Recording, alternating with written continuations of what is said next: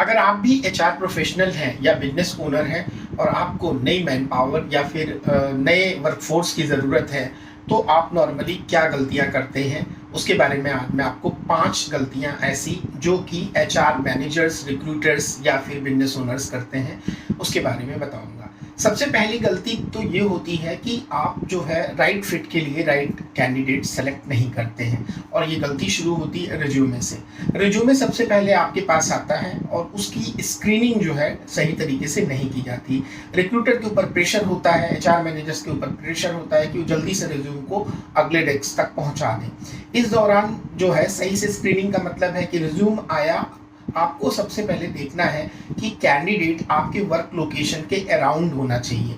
मतलब कि जहां भी आपका ऑफिस है उससे 10-15 किलोमीटर के अराउंड में है तो ज़्यादा अच्छा है। अगर वो इससे दूर होगा तो ट्रैवलिंग में बहुत सारा टाइम वेस्ट होगा, जिससे वो टायर्ड हो जाएगा। ठीक है, मैं वर्क फ्रॉम होम की बात नहीं कर रहा हूँ, एक्सेप्शनल।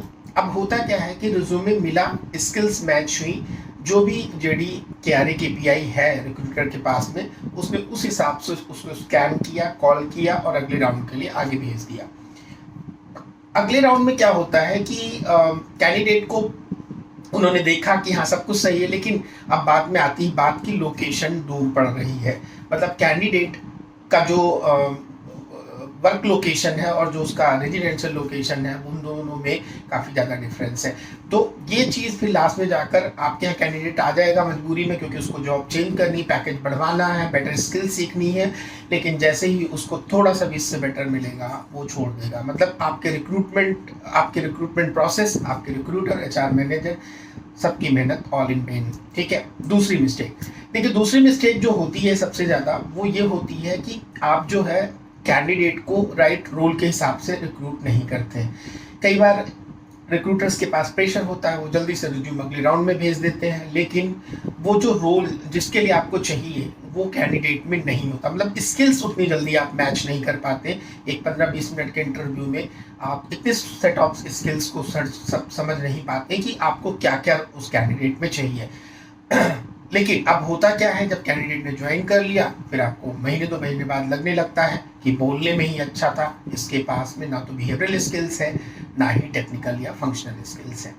गलती नंबर 3, बहुत सारी कंपनीज या बहुत सारे रिक्रूटर्स या एचआरस जो है सिर्फ बिहेवियरल राउंड में ही कैंडिडेट को फाइनल कर देते हैं। बिजनेस ओनर्स भी ऐसी गलती करते हैं कि वो बोलने में अच्छा है और अच्छी इंग्लिश के 4 सेंटेंस बोले, कैंडिडेट फाइनल हो गया।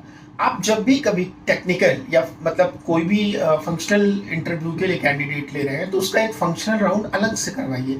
जो भी आपके यहाँ पे एक्सपर्ट हैं कंपनी में, ठीक है, उनसे एक राउंड करवाइए, जिससे क्या होगा फायदा कि उस कैंडिडेट को, मतलब पर्टिकुलर जो भी एस्पायरेंट है, जॉब एस्पायरेंट, उसको वो टेक्निकल स्किल आती है कि नहीं आती है। सच में तो आप पहले बिहेवियरल बाद में लीजिए, पहले टेक्निकल राउंड लीजिए और टेक्निकल राउंड में इस चीज़ को चेक करिए कि क्या वो कैंडिडेट सच में उस चीज़ को जानता है। फॉर एग्जांपल, सपोज आप डिजिटल मार्केटिंग के जो है एम्प्लॉय को हायर करने चाहते हैं, तो आप डिजिटल मार्केटिंग के कैंडिडेट को देखिए कि क्या उसको जो भी आपकी जो है स्किल्स हैं डिजिटल मार्केटिंग से रिलेटेड, वो सारी चीज़ें उसको आती है कि नहीं आती है। ठीक है, लोग सिर्फ बिहेवियरल राउंड पर कैंडिडेट को फाइनल कर देते हैं और बाद में दिक्कत क्या होती है कि कैंडिडेट जो है वो पोटेंशियल नहीं दे पाता है जो आपको चाहिए।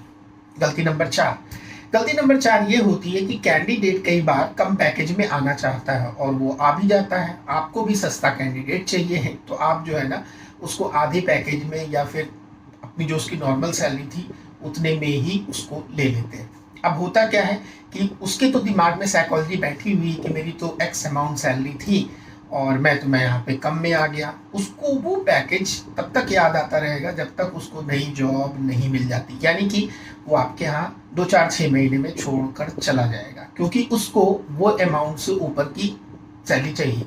जब तक वो अमाउंट उसको मिलेगा नहीं तब तक वो डिससेटिस्फाइड नहीं होगा, जॉब के बारे में बार बार सोचता रहेगा और उसका दिमाग हमेशा उस पैसे से ज़्यादा पैकेज के बारे में लगा रहेगा। तो पोटेंशियल कहाँ से आएगी।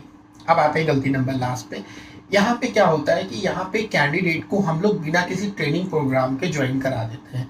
हम जब इंटरव्यू लेते हैं तो हमें लगता है कैंडिडेट बहुत परफेक्ट है, राइट फिट है, ठीक है, इससे बहुत कुछ हमारा काम हो जाएगा। लेकिन जब कैंडिडेट ज्वाइन करता है तो आपकी कंपनी का ट्रेनिंग मॉड्यूल इस तरीके का नहीं है या फिर आपके पास PMS का मैकेनिज्म नहीं है कि जो आप उसको सिखाएं और समझाएं।